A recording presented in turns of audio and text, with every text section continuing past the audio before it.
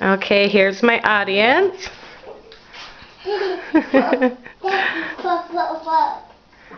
Okay, there we go. We're going to be on YouTube. Okay. You just got the stopwatch too, honey? Okay. You want me to? Can you do both? Okay. Go. The events that took place on December 3rd are historical, unforgettable, and revolutionary. For most, it's just another day. However, for me, it is quite more than that. That was the day my twin brother and I entered the world. We were 9 weeks early and weren't expected to be healthy, functioning babies. Immediately after delivery, we were rushed to Children's Hospital in Minneapolis and were admitted to the neonatal intensive care unit to undergo extensive testing and treatment. Amazingly, within 30 days, we were released from the hospital to go home with our parents. As this was a very difficult yet unbelievable day for my parents, for others it was the day that brought hope and awareness to their lives. Through my research, I've learned that on this day, many historical events took place that marks this day as not just another ordinary day, but a day that changed our nation and the world. I trust that after hearing my speech, you'll see this day, December 3rd, as the day when history was made. First, we'll focus on the topic of medical advancements, a breakthrough in medical technology. One of the most important medical performances in the course of history happened on December 3rd, 1967, when the first human-to-human heart transplant was performed by the surgeon Dr. Christian Bernard. He performed the surgery on 53-year-old Louis Washkansky at Grootshire Hospital in Cape Town, South Africa. He was an ill African grocer suffering from diabetes and chronic heart disease, who would have most certainly died without the transplant. He received the heart from 25-year-old Denise Darvall, who on December 2nd was struck by a car in Cape Town, South Africa while crossing the street. She suffered severe brain damage and her brain was found to be clinically dead when she arrived at the hospital. Her father didn't hesitate to donate her organs and immediately gave permission for the transplant. After reviewing her heart, the doctors came to the conclusion that her heart was a very healthy heart, in good condition, and had the same blood type as Washkansky. Washkansky died just 18 days later from double pneumonia because he was left open to infection from the large doses of immune-suppressing drugs and the radiation. He did not reject the heart because of the large doses of drugs he received. However, he was susceptible to infection from a weakened immune system. Now, the development of better anti-rejection drugs has made transplantation more viable. Transplant patients have a 1-year success rate of 85 to 90%, a 5-year success rate of 75%. Successful heart transplant surgery continues to be performed today. However, finding appropriate donors is very difficult. Now we'll concentrate on one of the world's worst industrial disasters, the Bhopal Union Carbide disaster, which happened on December 3rd, 1984.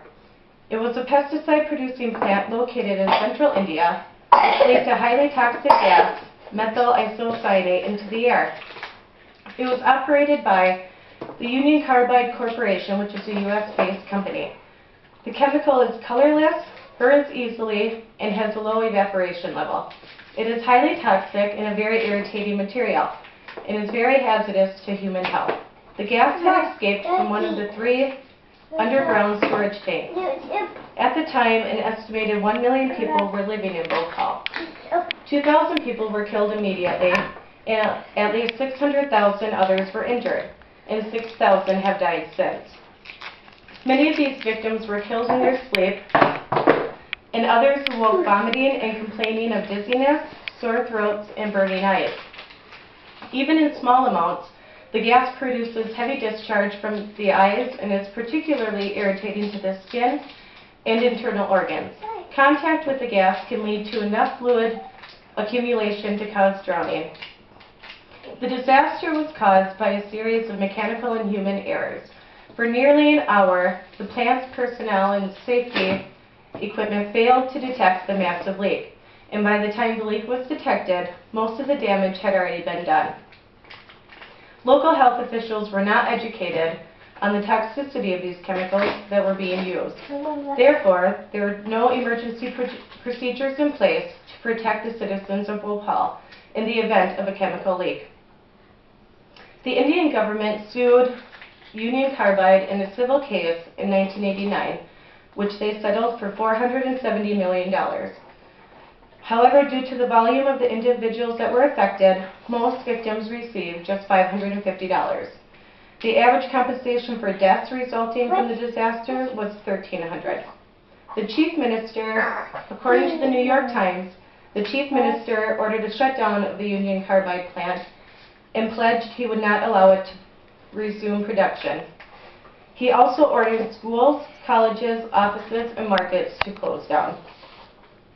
Then, on June 7, 2010, a court in Bhopal handed down a guilty verdict in the criminal trial against defendants charged with responsibility for the disaster. According to BBC, the 8 Indians, which were all former plant employees, were convicted of death by negligence, and each sentenced to 2 years in jail in order to pay fines of $2,125. The trial lasted 23 years, called 178 witnesses, and exhibited over 3,000 documents. Following the Bhopal disaster, Congress passed the Emergency Planning and Community Right to Know Act and the Superfund Amendments and Reauthorization Act, both of which were passed in 1986. And their objectives are to allow state and local planning for chemical emergencies, provide for notification of emergency releases of chemicals, and address communities' right to know about toxic and hazard chemicals. Prior to this speech, I've always seen December 3rd as nothing more than the day my brother and I were born. However, after researching the events that took place on this day, I've come to understand it is much more than that. Because of this day, many lives were significantly changed by the preservation of human life. Without the events that happened on this day, there wouldn't be the possibility of human-to-human heart transplants and the promise to educate communities where there's potential of industrial disasters. The events that occurred on December 3rd saved lives with the advancements of modern medicine and the existence of legislation preventing ignorance of such devastations. December 3rd, as you can see, is so much more than just another day. It's a day that changed our world forever. Great.